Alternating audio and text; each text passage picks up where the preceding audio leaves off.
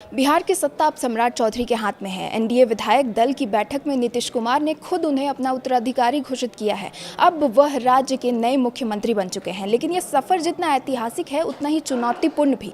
सवाल यह है कि क्या सम्राट चौधरी कांटों के ताज को संभाल पाएंगे। बिहार के नए मुख्यमंत्री सम्राट चौधरी की सीएम के तौर पर क्या क्या चुनौती होने वाली है, इस वीडियो में इसी पर चर्चा करेंगे। नमस्कार, आप देख रहे हैं न्यूज़ 18 बिहार झारखंड का डिजिटल प्लेटफॉर्म और मैं हूं आपके साथ रश्मि शंकर। बिहार की राजनीति एक नई दौर में प्रवेश कर चुकी है। सम्राट चौधरी अब सूबे के कमान संभाल रहे हैं, लेकिन सत्ता के इस शिखर तक पहुंचने जितना सफर रोमांचक था, आगे का रास्ता उतना ही चुनौतीपूर्ण दिखाई दे रहा है। नीतीश कुमार ने उन्हें उत्तराधिकारी के रूप में आगे बढ़ाया है, मगर 2 दशकों तक सुशासन की छवि के साथ शासन करने वाले नेता की जगह लेना किसी अग्नि परीक्षा से कम नहीं है। बिहार में भ्रष्टाचार लंबे समय से एक गहरी जड़ें जमाए समस्या बनी हुई है। सरकारें बदली, लेकिन व्यवस्था में सुधार सीमित ही दिखा। हालिया छापेमारियों ने ये साफ कर दिया है कि सिस्टम में अब भी खामियां मौजूद हैं।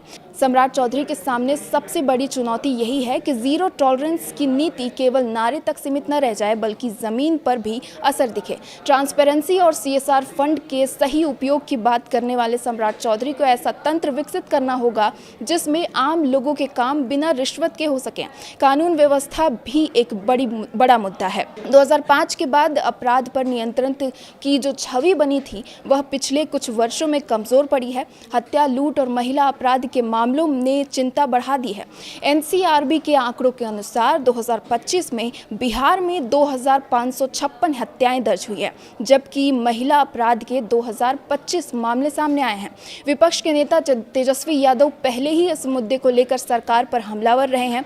अब बतौर मुख्यमंत्री सम्राट चौधरी के लिए ये अग्नि परीक्षा होगी कि वे कानून व्यवस्था को कैसे दुरुस्त करते हैं।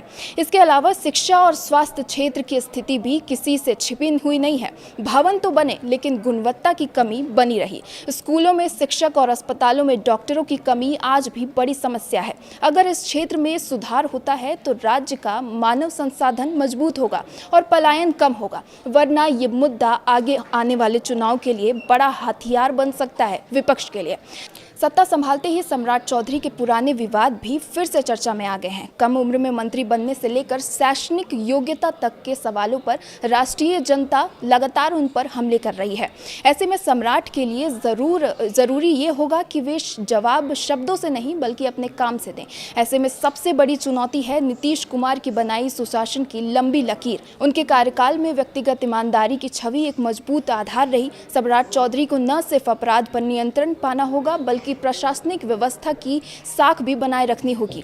अगर सम्राट चौधरी इन तमाम चुनौतियों को पर खरे उतरते हैं तो वे बिहार की राजनीति में एक नई पहचान बना सकते हैं। लेकिन अगर कहीं चूक होती है तो ये सत्ता का मौका बीजेपी के हाथ से निकल भी सकता है। आपको क्या लगता है, नए मुख्यमंत्री कितना काम करेंगे? हमें जरूर बताएं। इस वीडियो में आज के लिए बस इतना ही।